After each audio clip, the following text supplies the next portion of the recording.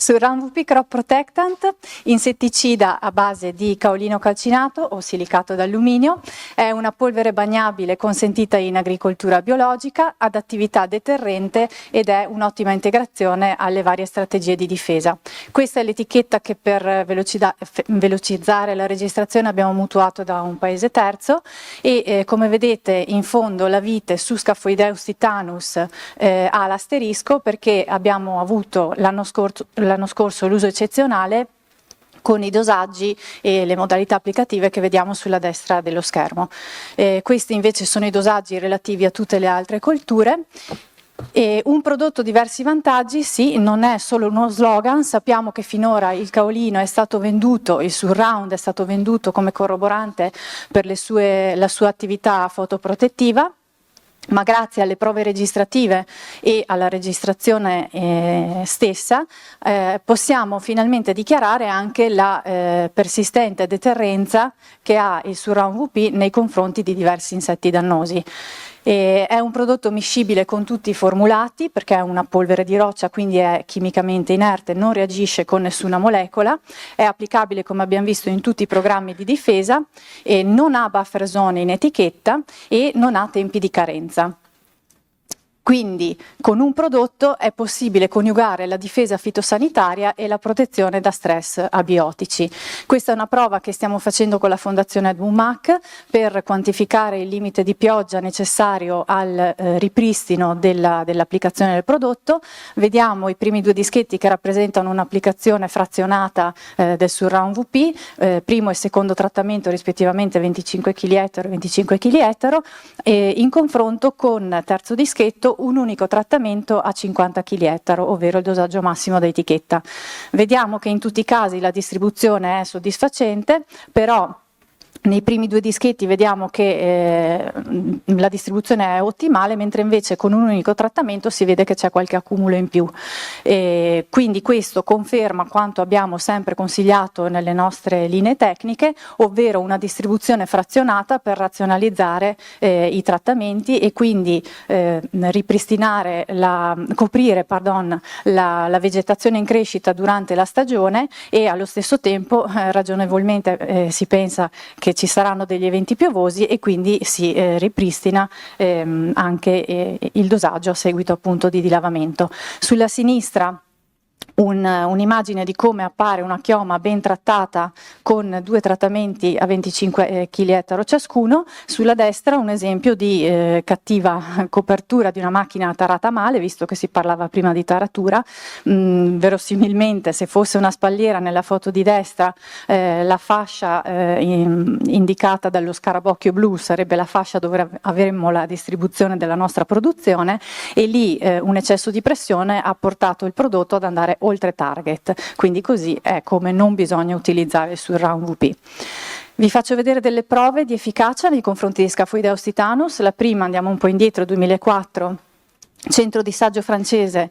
a basso volume, è stata messa a confronto ovviamente un testimone non trattato con 4 tesi trattate con Surround con diverse modalità d'applicazione e diversi dosaggi, come potete vedere, in confronto con una tesi trattata con un reference di mercato a base di lambda cialotrina a dosaggio di etichetta. Vi aiuto nella lettura della tabella, andiamo direttamente in fondo, l'ultima colonna a destra. Vediamo i risultati a 28 giorni dopo l'ultimo trattamento, quindi quasi un mese dopo l'ultimo trattamento, e vediamo che l'unica tesi a differenziarsi significativamente e a mostrare un'efficacia del 100% è la tesi trattata con Surround frazionato con il dosaggio superiore, quindi il primo trattamento era 25 kg ettaro e i successivi 2 trattamenti 12 kg e mezzo ettaro. L'altra tesi che non si differenzia significativamente dalla tesi a efficacia 100% a base di Surround è la tesi trattata con lambda cialotrina, che però dopo un mese presenta un'efficacia dell'80%. Efficacia ovviamente destinata a diminuire nel tempo perché come tutte le molecole ha un suo degradamento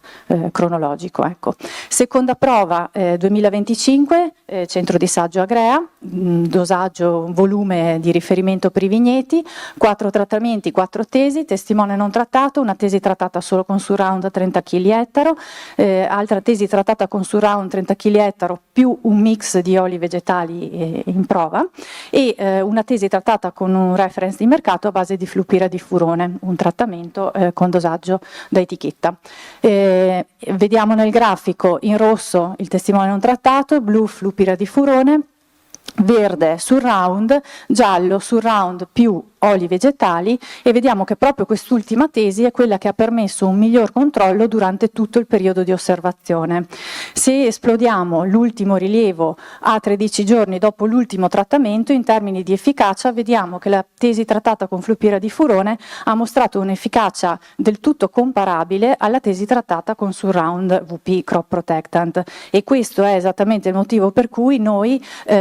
consigliamo sempre di miscelare il surround VP con l'ecitina per migliorarne per l'appunto la persistenza. Chiaramente questi risultati ci incoraggiano a procedere nella richiesta di estensione di etichetta,